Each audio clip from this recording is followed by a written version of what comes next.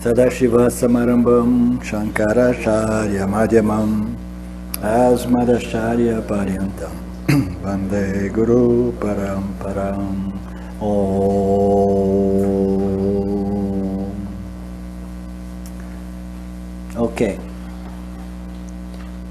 Então, a experiência é um status relacional da consciência. Quando um som chega, eu digo, eu estou experimentando o som, né? Quando um cachorro aparece, eu digo, eu estou experimentando o cachorro. Quando o cachorro da lutinha começa a latir, estou experimentando o latido do cachorro, né? As experiências distintas são apenas a experiência aparecendo, né, como experiências coloridas, né, pelas propriedades dos objetos distintos, né? Separar-me da experiência me deixa tão somente como eu sou. Então, essa primeira que deveria ter um ponto ali, né, para ficar mais claro. Então, discriminação é um processo de separação entre eu, a consciência, e as minhas experiências, né? Mas como dizia a Betânia, mas como que eu vou me separar da minha experiência, né?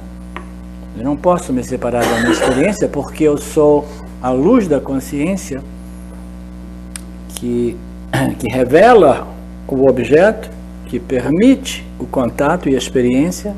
Eu sou esse princípio, essa entidade livre e independente que propicia a experiência. Como é que eu vou separar o espaço, né, dessa cadeira?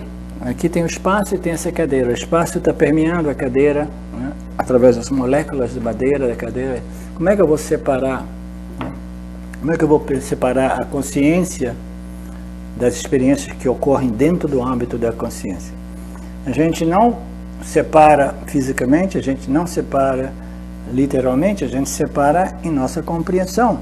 Isso é chamado discriminação. Eu estou discriminando eu, consciência, das minhas experiências, entendeu? Então, separar-me, discriminar eu da minha experiência, me deixa somente assim como eu sou, consciência. Eu sei que as experiências não ocultam, né, a minha natureza como consciência. Por quê? Porque agora eu compreendi e eu obtive esse conhecimento, e esse conhecimento é claro, firme e sempre presente, né? Então, o conhecimento, a gente diz que o conhecimento é sempre bom, porque uma vez que ele é direto e compreendido, aí a gente sabe que apesar das experiências, eu permaneço sempre livre das experiências, muito embora eu apareça como totalmente envolvido com a experiência. Mas como a gente disse, a luz que revela essa mão, ela é uma entidade independente que ilumina e revela a existência dessa mão. Do mesmo modo, a consciência, ela é separada através da compreensão de que eu sou esse princípio, consciência e existência que revela e ilumina, né, todos os objetos projetados por Maya Ishvara. Então é nesse sentido que a gente, quando eu me separo das minhas experiências, quando eu abandono a minha identificação com o meu status relacional a um objeto, eu sei que aquilo ali é simplesmente um status aparente, eu permaneço em meu status absoluto como consciência. Separar-me da experiência me deixa tão somente como eu sou, consciência e existência infinitamente não limitada. Permanecer em mim mesmo apenas como ser consciência é chamado de quê? Moksha, libertação. Permanecer, olha a palavra, olha como é que é difícil, porque todas as palavras, elas possuem conotações de ação, movimento, dualidade, entendeu?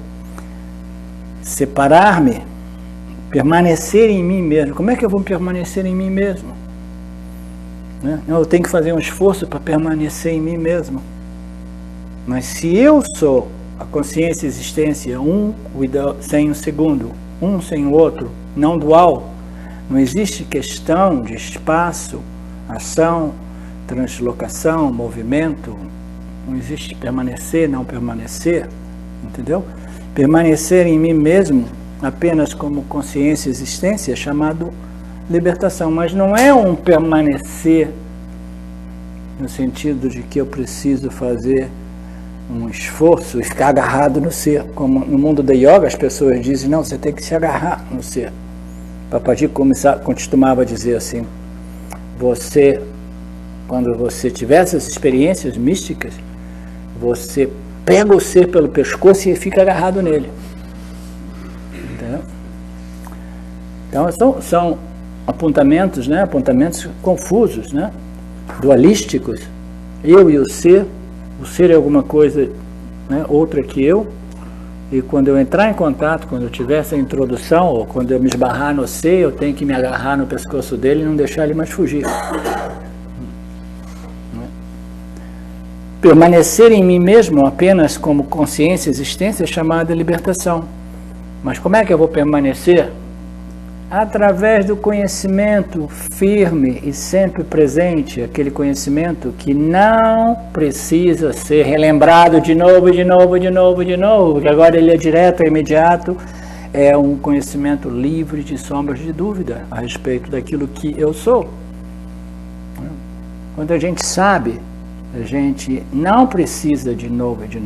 Imagina que cada vez que eu passasse pelo deserto eu visse uma miragem e eu tivesse que reverificar, não, é miragem, não é miragem, é miragem, não é miragem, não, talvez não seja, não, uma vez que eu sei que uma miragem é uma miragem, entendeu? Eu sigo o meu caminho, eu sei que existe um fenômeno aparente, mas eu já não sou enganado, enganado por essas projeções, por essas aparências, né?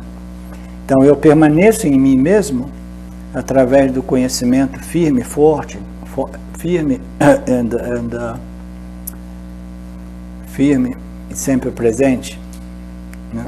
hard and fast, firme e imediato, né? E sempre presente. Isso é chamado de libertação. Libertação, o que é libertação? É um conhecimento firme, sempre presente, não sujeito ao esquecimento a respeito daquilo que eu sou.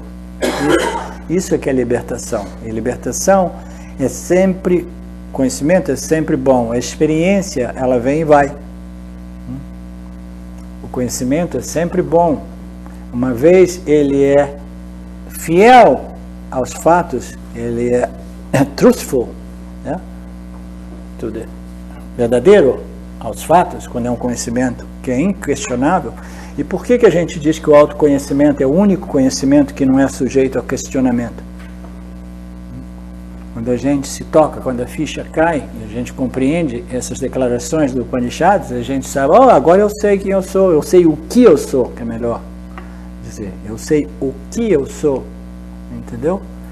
E quando esse conhecimento é claro, ele é um conhecimento sempre presente e não sujeito ao esquecimento e não sujeito a erro de apreensão. Por quê? Porque o ser é auto-revelante, auto-luminoso, auto-evidente, sempre presente, como o iluminador de Mitya, através das mentes dos nossos jivas. Quando você sabe uma coisa que é sempre presente, iluminando toda e qualquer experiência, esse conhecimento não é sujeito a dúvida, erro e correção, porque ele é esse princípio sempre presente, que uma vez reconhecido, ele jamais pode ser esquecido e jamais sujeito a correção ou erro de apreensão. Por quê? Porque é a luz que ilumina os objetos e a luz que propicia esse status relacional entre eu, a consciência, e os objetos, chamado experiência, né? Então isso é que significa moksha, né? Separar-me da experiência é chamado de discriminação, é um outro modo de dizer. Separar-me da experiência, permanecer em mim mesmo é chamado de moksha. Separar-me é discriminar constantemente eu das minhas experiências. Eu sou o illuminator, eu sou o iluminador dos campos, das experiências, entendeu? E através do meu jiva, entendeu? Eu ilumino e experiencio, mas eu constantemente estou discriminando a minha natureza superior, minha natureza livre e independente da minha mente, de tal modo que essa confusão não se repita, porque o sofrimento nada mais é do que confundir eu com a minha mente, com a minha construção corpo-mente. Confundir eu com a minha construção corpo-mente é a causa de todo o sofrimento psicológico humano. Então a gente continua fazendo essa discriminação, mantendo, mesmo depois do autoconhecimento, mantendo uma contínua associação com as escrituras e com o professor. O erro fundamental, Maia, o erro fundamental. Se lhe perguntarem se você tem uma experiência ou muitas experiências a cada dia, você dirá que tem muitas experiências, mas isso não é verdade. Na verdade, a gente pode dizer assim, não, eu só tenho 3 experiências por dia. Só 3? Nossa, eu experimentei tantas coisas ontem. Aí eu falo, não, você teve 3 tipos de experiências, só 3 experiências. Né? Você teve uma experiência de vigília, né? Uma experiência de sonho e uma experiência de sono profundo, né? No qual nenhum objeto foi contatado, nenhum objeto apareceu, nenhum pensamento, nenhum objeto apareceu no âmbito da minha mente, da minha consciência. Então eu tenho 3 experiências. Nas nossas vidas nada mais são do que esse ciclo, é cíclico, os 3 estados de experiência.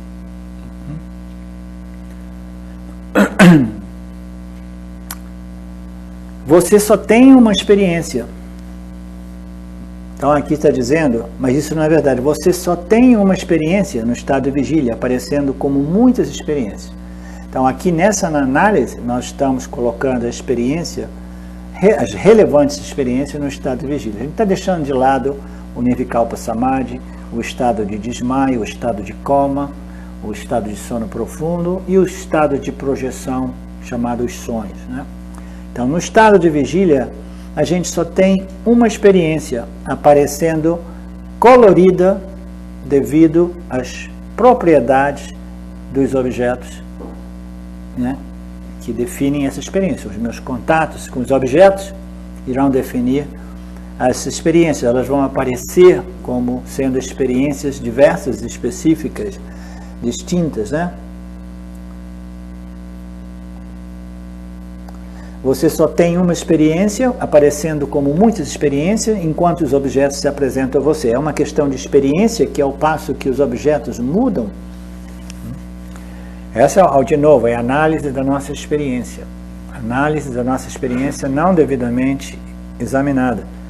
É uma questão de experiência irrefutável que os objetos se modificam e as experiências, né, distintas, aparentemente distintas, ocorrem porque os objetos, aparentemente, eles vão se modificando, eles vão se apresentando um após o outro, dependendo das minhas vasanas e os pensamentos que irão atrair esses objetos, né? Então, é um dado de fato, uma questão de experiência, que ao passo que os objetos mudam, eu, a consciência que os ilumina e que os testemunham, sou sempre imutável, sou sempre presente como o iluminador dos objetos de experiência. Alguém tem dúvida a respeito disso? Alguém tem dúvida? Vamos levantar uma dúvida aqui. É essa a nossa experiência ou não é a nossa experiência? A gente experiencia o cachorro, a gente experiencia o almoço, a gente experiencia uma cadeira, o gato, né? Cada vez que eu estou tendo uma experiência, o objeto de experiência é uma modificação, ele aparece como um pensamento diferente. O pensamento é sempre fiel ao objeto, né? Uma vez que eu conheço o objeto, né? Então, o que está modificando? O pensamento gato, o pensamento cachorro, o pensamento cadeira, o pensamento isso, o pensamento... Eles estão se modificando. Mas o testemunha do pensamento objeto, ele se modifica dentro da nossa experiência. Está iluminando. Hã? Ele está iluminando. Ele está iluminando. Ele está iluminando. Ele está revelando os objetos através da consciência e existência, né? Então, esse é um dado de fato que a gente precisa levar em consideração toda vez que a gente começa a viajar e diz assim, eu estou mudando tanto, né? Tantas mudanças estão ocorrendo, né? Eu pensava que eu estivesse, né, crescendo assim, agora eu tive um problema que me derrubou, entendeu? Tantas mudanças. Então, quando a gente começa a pensar nesses termos, a gente tem que lembrar desses ensinamentos, entendeu? E lembrar assim, não, a mente se modifica porque os pensamentos que ocorrem na mente se modificam com base aos objetos do campo que aparecem aqui e os objetos do meu corpo causal que aparecem aqui. Gente, esses objetos são alimentados, esses pensamentos, daqui para cá ou de cá para cá. Então a mente está sempre se modificando. Sensações, sentimentos, emoções as mais diversas, né? Estados elevados, estados deprimidos, de excitação, prazeres, tudo isso está modificando, porque o vrit, os pensamentos aqui, eles constantemente se modificam. Mas eu, testemunha de tudo isso, jamais me modifico. Isso é um dado de fato. A gente apenas determinou, né? Eu sou o testemunho de todos esses fenômenos, né? Desses pensamentos e objetos que definem as minhas experiências, né? Porque a experiência sou eu em contato com os objetos. Eu, a luz, ilumino a mão, isso, o computador, tudo, né? Mas eu permaneço inalterado, né? Eu revelo, ilumino, mas eu permaneço inalterado. A minha consciência ilumina a minha mente se modifica. A gente diz assim, não, mas é importante desenvolver uma mente satívica. Sim, mas uma mente satívica não é o objetivo final de um vedantino. Uma mente fatiga é um objetivo intermediário, porque somente uma mente satívica ela vai estar preparada para fazer essa investigação e extrair esse conhecimento em total convicção referente àquilo que eu sou, livre de qualquer experiência. Então a gente precisa uma mente relativamente satívica. Por que a gente não pode depender de uma mente satívica? Porque a mente é um objeto em mítia e aqui tudo se modifica de um momento ao outro. Não existe uma mente 100% satívica. Dizer, não, tudo bem, eu quero uma mente 80% satívica, 70% satívica, tudo bem. Ela vai ficar 70%, vai cair para 40%, depois vai 85%, 55%, porque a composição das três energias é um fluxo constante, em constante modificação. Né? Mas a gente precisa desenvolver uma dominância de Sattva, de modo que a nossa mente se torne tão refinada, tão sutil, que a gente possa fazer a discriminação entre eu, a consciência, e as minhas experiências. É uma discriminação sutil, como a Betânia dizia, eu não consigo me separar da minha experiência. Você consegue intelectualmente, através do Viveka, discriminando eu, a consciência, né? A mente precisa ter uma certa dominância de Sattva, mas Sattva não é o nosso objetivo. O nosso objetivo é o conhecimento que estabelece um shift da identidade, que me permite viver em Mithya e ser livre em Mithya, apesar de Mithya, entendeu? Porque eu sou estabelecido em minha natureza, identidade primária como a consciência.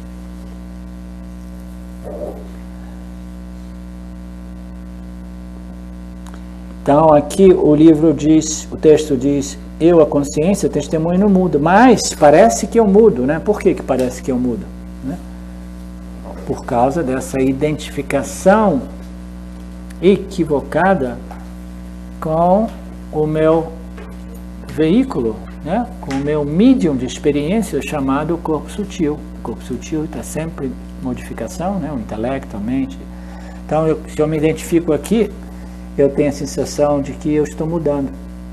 Se eu me identifico como consciência,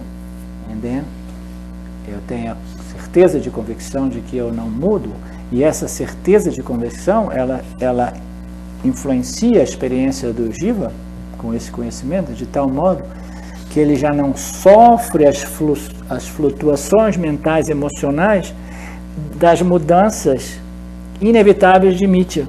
Em Mithya tudo, né, está indo para cima e para baixo, entendeu? Circunstâncias favoráveis, desfavoráveis, tudo isso está afetando todo mundo. Mas o Jiva Mukta, porque ele sabe aquilo que ele é, ele já não sofre essa flutuação, entendeu? Wild, né? violenta, porque ele não está identificado com a mente que se modifica com os eventos, né, do campo. A mente, quando identificada, o ser, quando identificada como a mente, o campo muda, a mente muda, né? Existe perigo aí, existe medo, né, etc, etc. Então a gente desfruta de uma imunidade ou de uma capacidade, de uma, como se diz? Immunity, ou imunidade, ou uma vacinação, ou uma Isso é a transcendência das gunas? A gente pode colocar como transcendência das gunas. Né? Você estabelecido como consciência, aí as gunas se modificam, mas você não se modifica. Entendeu? O jiva se modifica, mas você não se modifica. Mas o seu jiva já se modifica menos, e menos, e menos, porque ele desenvolve uma força mental, emocional, derivada do conhecimento de sua natureza como Satya. Ele permanece em Mitya, e a frutificação de Mitya é para o jiva, a frutificação do autoconhecimento é para o jiva, essa força mental, emocional que permite ao jiva lidar com os altos e baixos da vida, sem dar chilique, sem espernear, sem pirar, etc., sem sofrer, entendeu? Diante daquilo que a Betânia falou, quer dizer, ele está na experiência, né? Mas diante da compreensão, ele não se mistura nisso, ele fica envolvido, ele não se sente afetado. Sim. Por isso que a questão de ela falar, não consigo me separar da experiência. Sim.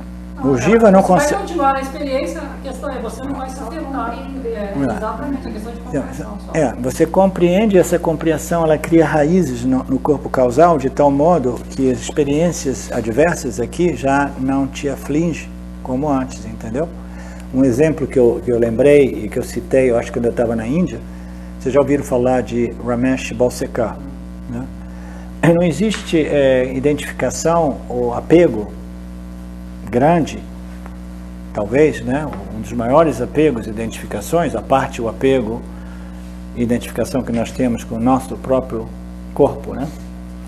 Mas a identificação que os pais têm com os filhos. Então nós temos esse apego total, esse sentimento de é meu filho. A gente esquece que é tudo filho de Ishvara, né? A gente não fez nada para construir o bebê, né? A gente só curtiu um amorzinho, né? Naquele momento assim, depois de uma cervejinha, uma garrafa de vinho, aí a gente, né? A gente tem um pouco de prazer, aí bom, aparece um bebê, a gente fala, meu neném, eu fiz o neném, não fez nada, né? É tudo de Ishvara. Aí essa identificação vai crescer, oh, que lindo, ele está crescendo, que maravilha, isso aqui, oh, meu neném, oh, o seu netinho, o seu netinho. Aí chega um dia, Ishvara decide de levar o seu nenenzinho, o seu filho, o seu adolescente, aquilo que sejam, por questões kármicas, é a sua hora, leva assim. Tá?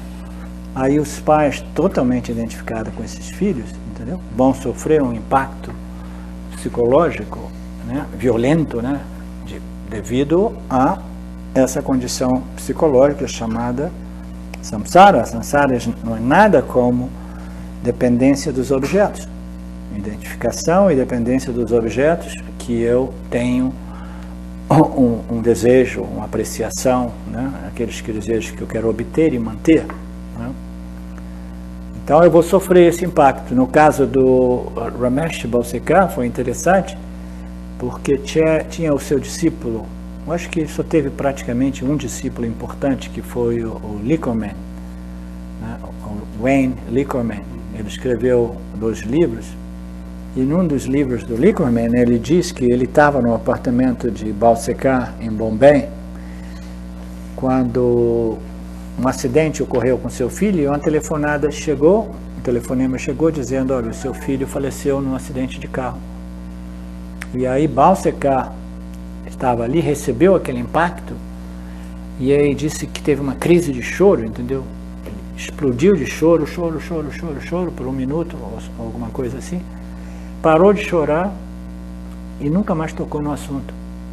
E continuou fazendo, vivendo, entendeu?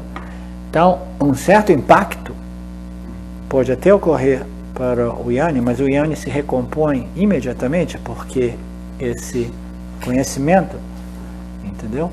De que ninguém morre, e as pessoas aparentemente nascem e morrem, e as pessoas que nascem e morrem aparentemente, elas nascem e morrem numa tempística designada por seus karmas, e não tem nada que a gente possa fazer a respeito.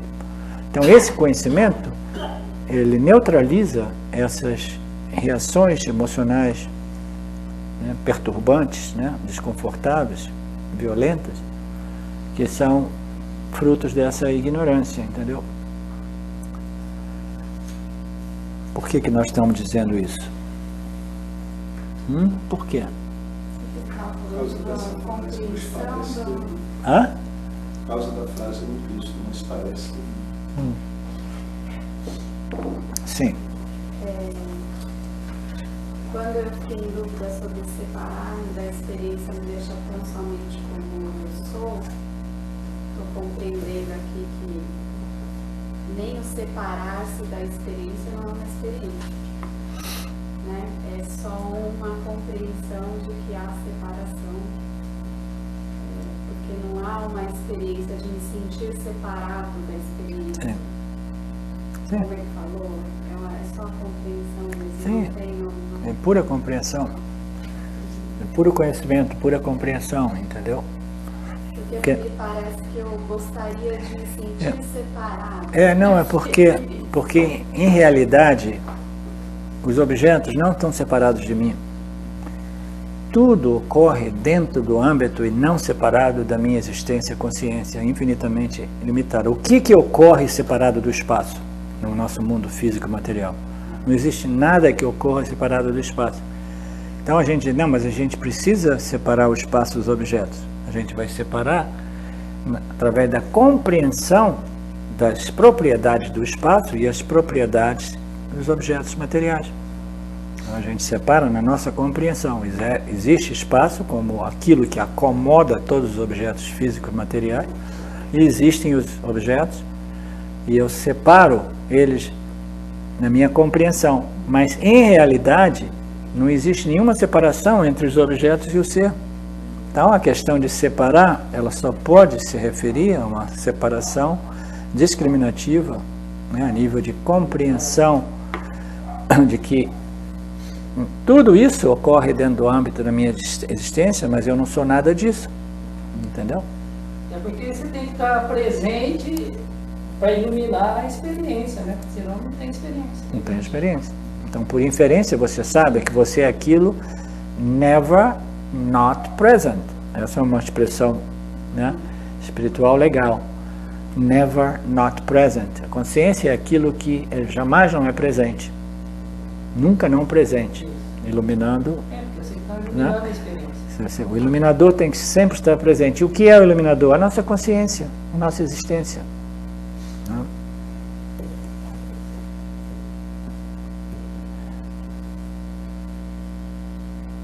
Então, se você remover os objetos, verá que a consciência não muda e todas as experiências são uma consciência experienciando a si mesma. Remover os objetos não é uma ação física.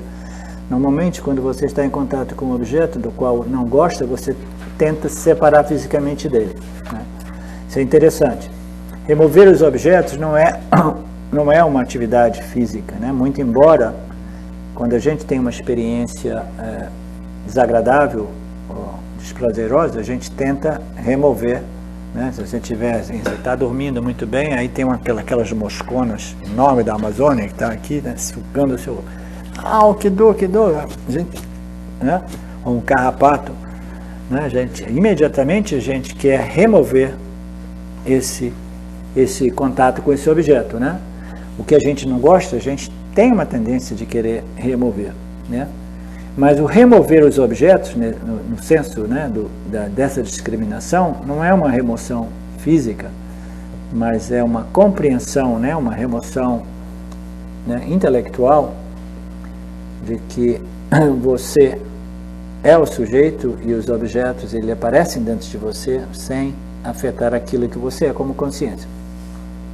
Objetos dos quais eu gosto nunca são um problema. Quando eu tenho um objeto que eu gosto, né? Então, isso aqui é uma análise referente ao Jiva, né? a shift, esse comentário aqui, shift, né, da consciência ogiva. O jiva, quando ele não gosta de uma coisa, ele tenta se separar. Quando ele gosta, ele quer manter, né? Tentar separar-se de um objeto não é objetos dos quais eu gosto, nunca são um problema. Não há necessidade de me separar deles. Pelo contrário, eu tenho outro problema. Quando eu não gosto, eu quero me separar deles. Quando eu gosto, eu quero manter, que é um outro problema igualmente complicado, né? Porque nada permanece para sempre, né? Mesmo um objeto maravilhoso, né? A gente sabe que ele é bound by time, ele é, né, limitado pelo tempo, bound by time, condicionado pelo tempo. Tentar separar-se de um objeto, ou nesse sentido, obter um objeto, significa que você acredita estar preso a ele, entendeu? Embolado, misturado, confuso, né? Entangled, né? Com ele. Você se confundiu com o objeto, então você acaba nesses conceitos de querer me separar ou manter o objeto, né? Mas aquilo que nós somos, né? Esse princípio que não faz nada, ele diz a carta actionless, livre de qualquer ação, ele não pode, né, haver ou afastar nada, entendeu? Isso que nós somos. Então, tentar entrar em contato, tentar separar-se de um objeto, ou obter um objeto, significa que você acredita ser o jiva. E que o jiva é preso, né? É na mesma ordem de realidade. O jiva existe na mesma ordem de realidade dos outros objetos. Então, como o jiva, a gente tem essa problemática de tentar manipular o campo e tentar, né, haver e evitar os objetos segundo os nossos gostos e desgostos, né? Então, toda essa confusão é devido a essa identificação, né, com a nossa natureza inferior. Tentar manter contato com o objeto, ou tentar cortar contato com o objeto, é porque a gente se sente vinculado e identificado como jiva. E é uma atividade muito difícil, frustrante e dolorosa, né? Eu, consciência, nunca estou preso, nunca estou realmente afetado ou dependente de nenhum desses objetos, sejam eles objetos de satisfação, prazer ou de desprazeres e dores. Esse é o ponto. Tanto a aquisição como a remoção de objetos são puramente ações intelectuais mentais, porque não há conexão real entre você e os objetos, porque nós nos referimos a duas ordens de realidades diferentes que não se obstaculizam. Então, o que ocorre aqui não afeta a minha natureza como Satya, entendeu? Então eu não preciso de me preocupar de estar, mas como jiva, a minha aflição como jiva é porque eu pertenço a essa mesma ordem de realidade dos outros objetos, e eu ainda por cima eu esqueço que existe uma outra subordem chamada Ishvara, que é aquele que está em controle do campo e fornecendo a nós os objetos segundo as nossas vassas, nossos pensamentos. Então a dificuldade é grande quando a gente não tem o conhecimento do Karma e Dharma Yoga, e ainda menos o conhecimento sobre Satyamithya, né?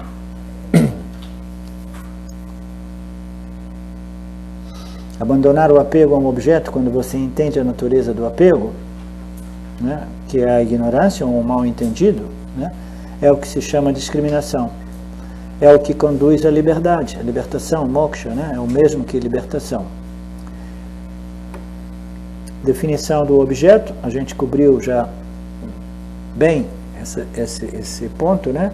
O Vedanta é extremamente exigente com o significado das palavras, eu comentei sobre isso, as palavras são fundamentais porque o Vedanta é uma transmissão de conceitos através de palavras que constituem conceitos, noções, né? Etc. E as palavras, elas precisam ser utilizadas com muita precisão, porque elas, por natureza, elas são dualísticas e elas têm conotações de ação e de experiência. Inevitavelmente, você tentar comunicar esses ensinamentos com uma linguagem que a gente chama linguagem de identidade, entendeu? É muito difícil, a linguagem é muito restrita, entendeu? Aí tem quase pouco que a gente possa dizer. Então a gente não tem nenhuma outra opção que usar uma linguagem dualísticas, cheias de conotações dualísticas que envolvem ação, movimento, experiências, espaço, etc. Entendeu? E de novo resolver aquelas contradições, porque a gente não tem uma linguagem não dual. A linguagem, por natureza, é dual. Por quê? A linguagem é basada num relacionamento entre eu, o Jiva, né, e os objetos. Então é dualidade. Eu estou descrevendo, eu estou me comunicando em referência ao campo, né, tudo isso. A imprecisão dos ensinamentos contemporâneos não apenas esconde o fato de que os professores não têm um meio pessoal de conhecimento, mas que eles estão confusos sobre a natureza da própria consciência, o significado de conhecê-la e os meios para conhecê-la. Isso aqui é o James aproveitando para criticar um pouco os ensinamentos contemporâneos, e ele tem razão, entendeu? Porque a maioria desses professores, eles não têm esse conhecimento completo, eles não têm um meio de conhecimento, não têm uma linguagem, né? Uma linguagem apropriada, não tem um meio que possa facilitar essa compreensão. Se eu seguir os ensinamentos de um professor confuso que formula seu ensino com base em sua interpretação de suas próprias experiências espirituais, eu vou terminar confuso como professor. Antes de sairmos falando sobre a liberação, precisamos ter nossas definições em ordem para que o ensinamento seja realmente um ensinamento não de especulações sobre algo acerca do qual tanto o professor quanto o aluno não estão claros. Antes da gente começar a falar não dualidade, libertação, moksha, venha para mim, eu vou te iluminar, isso e aquilo, antes de a gente começar a nos apresentarmos nesses termos, a gente precisa, né, ter os nossos conhecimentos, nossas definições, a nossa linguagem muito bem ordenada, né, para que o ensinamento seja realmente efetivo, né? E não somente, né, jogar aqueles conceitos vagos, abstratos, né, aqueles apontamentos isolados, às vezes poéticos, entendeu? Que deixam a gente meio perdido, assim, que legal, eu senti um barato quando eu vi isso. Eles podem servir como fontes de inspiração, entendeu? Mas deixa a gente sempre na mesma confusão que o professor, entendeu?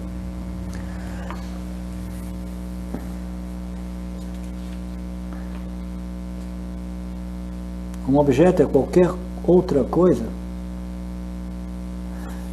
Um objeto é qualquer outra coisa que não seja eu mesmo, o sujeito. Meu corpo aparece como objeto, nós cobrimos já isso. Qualquer coisa que eu experimente é um objeto, incluindo o passado, o presente e o futuro. Qualquer coisa que eu experimente, uma lembrança ou uma antecipação ou projeção, né, daquilo que eu gostaria que fosse, é um objeto. Então, o objeto é tudo aquilo que eu posso testemunhar, seja nesse mundo, né, nessa ordem, né, sutil, mental, emocional, todos os fenômenos são objetos. Tudo isso aqui abaixo de Maya é objeto. Entendeu? Quando a gente entra no mundo, nesse campo de sutil, a gente lidar com matéria sutilizada, mas é tudo matéria. Tudo aqui é simplesmente energia. E energia não é nada que energia é matéria, matéria é energia, energia é matéria. Como os cientistas dizem, energia não pode ser criada nem destruída, é cíclica. Ela se torna potencial, energia, é matéria, energia, constantemente. Então aqui nós temos matéria sutilizada e aqui we have energia grossificada. Então tudo aqui não passa de energia, né? Matéria. Um objeto é qualquer coisa, meus sentimentos, minhas emoções, as minhas memórias também são objetos, também são matérias, né? Matérias sutis. As minhas crenças, as minhas opiniões são objetos, são matérias sutis, né? Uma experiência é um objeto, a experiência em si é um objeto conhecido por mim. Conhecimento, eu sou a testemunha não experienciadora. Esse é um termo muito interessante. O conhecimento final é eu sou a testemunha não experienciadora. Agora, como é que a gente vai conceber uma testemunha não experienciadora? É por isso que, no final das contas, até mesmo essa expressão testemunha, ela precisa ser rejeitada num estágio mais avançado, entendeu? Porque uma testemunha implica dualidade, eu testemunhando alguma coisa outra que eu mesmo, entendeu? E o princípio testemunha, que realmente testemunha dualidade, não é a consciência, mas é o jiva, a mente do jiva, né? O intelecto, o corpo sutil do jiva, né? Então, aquilo que nós somos, esse conhecimento final, é eu sou a testemunha não experienciadora. A testemunha se torna experienciadora na medida que eu me associo com o corpo sutil do jiva. Aí eu apareço como a testemunha experienciadora. Mas desassociado do jiva, eu sou o princípio, consciência e existência que ilumina e permite aos jivas se tornarem entidades experienciadoras, né? Testemunhas experienciadoras. Mas eu sou uma testemunha não experienciadora. Nós não somos entidades experienciadoras. Nós nos tornamos entidades experienciadoras quando nos associamos com o corpo sutil do jiva, corpo sutil ancorado num corpo físico, naturalmente. Então, esse conhecimento é o que a gente chama de libertação, ou liberdade. Eu sou a testemunha não experienciadora. Mas aí, assim, aí, o que tem para mim nisso, né? Qual é o barato de ser uma testemunha que não experimenta nada, cara? Mas, isso não vale nada. Eu quero ser uma testemunha que experimenta. Eu quero experimentar essas locas celestiais, esses estados mentais místicos, né? Esotéricos, etc. Bliss, samadhis, epifanias. Eu quero ser uma entidade experienciadora porque eu tenho uma addiction, né? Uma dependência, um vício por experiência. A minha espiritualidade é toda ela baseada no fato de que eu quero experienciar alguma coisa superior a essas experiências dos pobres mundanos, né? Eu quero ter essas experiências místicas espirituais, né? Não, a verdade é que a libertação é você reconhecer a sua identidade como princípio, consciência, que não é uma entidade experienciadora. Aí as pessoas dizem, eu não vou experimentar nada. Não, você vai experimentar. Mas e depois, quando o meu jiva morrer, você vai continuar experimentando através de todos os outros jivas, entendeu? Tudo é somente você experimentando você mesmo associado aos seus jivas. Nós temos todos os jivas às nossas disposições. Por que essa fixação com esse jiva que dorme com a gente, acorda... É isso que é samsara? É apenas uma preferência, professor. Não! Esse é um apego total. Não é vinculativo. Sim. Eu tenho uma grande dificuldade de entender a questão das vássanas, elas determinando a cultura de um povo, por exemplo. Vou dar aqui 3 exemplos de um mesmo fato. O Zé Roberto está afogando no lago. Tá o quê? Na cachoeira. O Zé Roberto está afogando em um lago. Ah, tá morrendo afogado. Aí o Adilson chega e diz, é o karma do Zé Roberto. Sim. E vira as costas e Tá. deixa ele afogado. Aí outra pessoa chega e se joga no lago para salvar o Zé Roberto e não tem a técnica de salvamento e morre os dois. Tá. E o terceiro, a Yara, chega lá e joga a corda e puxa o Zé Roberto e salva ele. Nessas atitudes, né, Sim. a motivação dessas atitudes, elas advêm de um conhecimento, né, que formou a personalidade, a cultura Sim. das pessoas. O E isso modo- parece que deriva das massas. O modo que a gente vai responder a determinada situação é uma função das nossas vássanas, né? Nós somos vásanas em operação, nós somos computadores, né, biológicos, né, programados por nossas vásanas. Então, o modo que a gente vai responder ao José Roberto morrendo afogado, entendeu? Vai depender das nossas vásanas. Aí o meu nó de hoje é o seguinte, que o que determinou o final dessa história, do campo adármico, Sim. né, é que tudo, independente do final dessa história, tudo está certo, tudo está em ordem. Sim.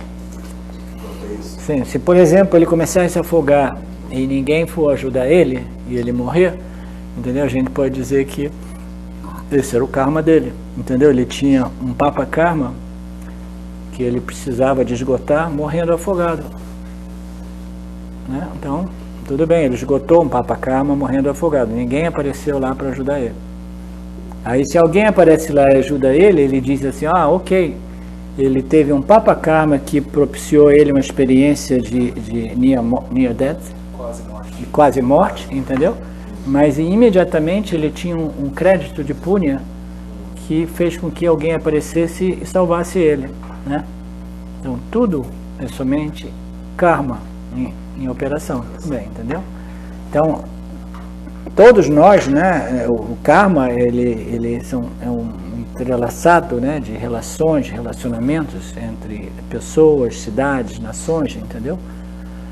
Que constantemente, né, é uma equação muito complexa, essa equação kármica, né, mas o importante é compreender que é um sistema inteligente, entendeu? Muito bem ordenado, desenhado, segundo leis muito precisas, cuja complexidade é além da nossa capacidade intelectual. Nós não temos a mente de Ishvara para compreender essa equação kármica e saber por que isso e aquilo, isso, não?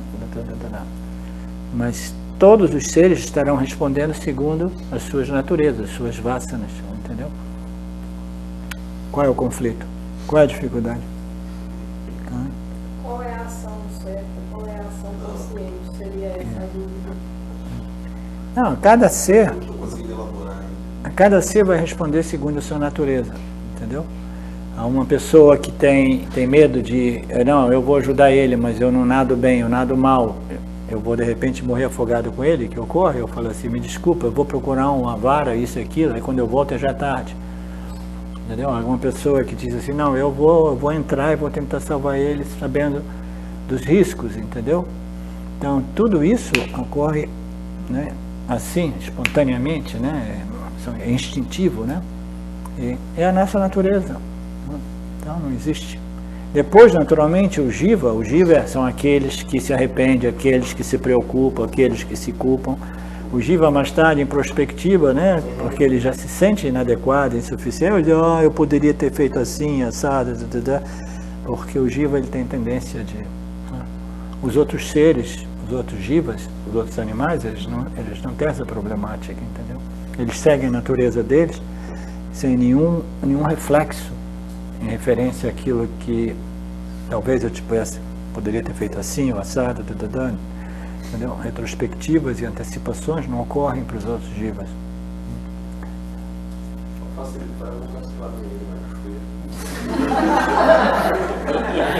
Eu também acho, amigo.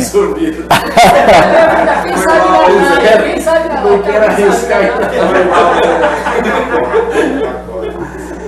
Essa foi uma analogia. Leva uma corda ou uma cobra lá. Essa foi uma analogia um pouco pesada, da parte sua, né? Aí eu fiquei pensando que quando a gente casa com karma, né? E a Ishvara que a gente casa também, né? Não entendi. Quando a gente casa, Sim, casa com uma outra casa pessoa. com karma, né? Não casa com uma pessoa. Sim. Sabe que eu fiquei pensando ali? Porque daí eu falei, a Yara vai salvar O Zé. o Zé, né? É só uma novelinha. Aí eu falei, Isso no script dele, né? No script não, sim, mas aí eu pensei assim, a Yara tem o karma de Sim. salvar, né? Sim. E aí Não, mas é correto o que você... tá como Ishvara, que É correto o que você está dizendo, do sentido de que quando a gente casa, eu sou o karma da minha esposa é meu karma. Entendeu? Todos Eu ia nós. usar o céu, mas achei melhor usar o Então, né? Depois você punha karma também. É tudo karma. Depois eu brinco com a minha esposa, diz assim, olha, eu aceitei você como meu parável da karma, mas eu ainda estou em dúvida se é punha ou papa. A verdade é que tem hora que é punha, tem hora que é papa. Nessa hora eu posso escolher, né? Eu tenho livre-arbítrio para manter o karma ou deixar o karma. Esperamos que isso não tenha sido uma indireta. Zé, não vai na cachoeira. Não, eu falei isso porque eu tô pensando que é tudo Ishvara, né? Não é a pessoa Yara, não é a pessoa Zé, é tudo Ishvara, ali se manifestando no campo. Sim. A própria decisão da Yara. Sim, é tudo Ishvara, né? Tudo Ishvara. Mas ainda assim, nós somos os jivas com livre-arbítrio e, muito embora as nossas decisões quase sempre sejam intuitivas, impulsivas, né? Espontâneas, assim, é um produto da nossa... Principalmente essas decisões que não dão tempo para a gente, né? Então, ainda assim, a gente tem uma certa capacidade discriminativa, né? De decidir o que fazer, né?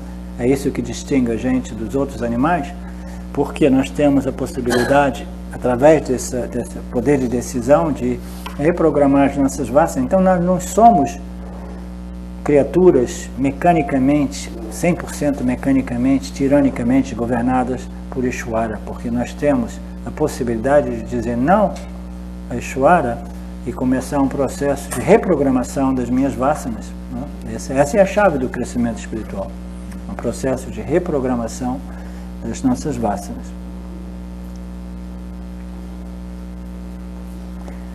O conhecimento eu sou a testemunha não experienciadora é a liberdade, é a única busca por trás de nossas inúmeras buscas. A gente pensa que a gente está buscando tantas coisas, mas a gente quer o autoconhecimento. Quando usamos a palavra libertação, queremos dizer liberdade da dependência dos objetos.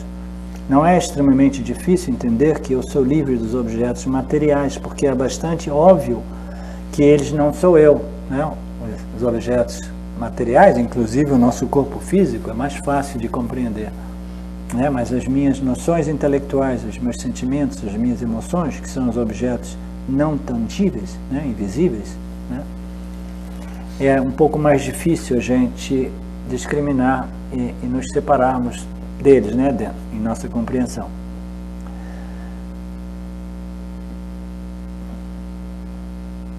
Aqui o James coloca, não é extremamente difícil entender que eu sou livre dos objetos materiais, porque é bastante óbvio que eu não sou os objetos materiais, embora não sempre seja fácil, não sempre isso impeça o meu apego aos objetos materiais, né? Muito embora eu não sou o meu carro, mas eu tenho um apego ao meu carro, né? Eu não sou o outro, né? Eu não sou minha namorada, meu namorado, mas eu tenho um apego, né? Uma dependência, né? Então, os objetos, a gente sabe que não são o que não são. Mas quando se trata de objetos sutis, mas como se trata de objetos sutis, como pensamentos, emoções, sentimentos, a distinção esse cachorro é o cachorro que virou pato.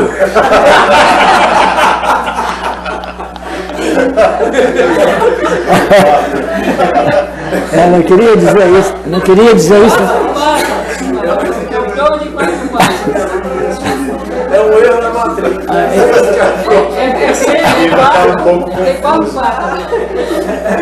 Não queria dizer isso na presença da mãe dele, mas ele virou pato. Antes ele estava de porco no abate aqui.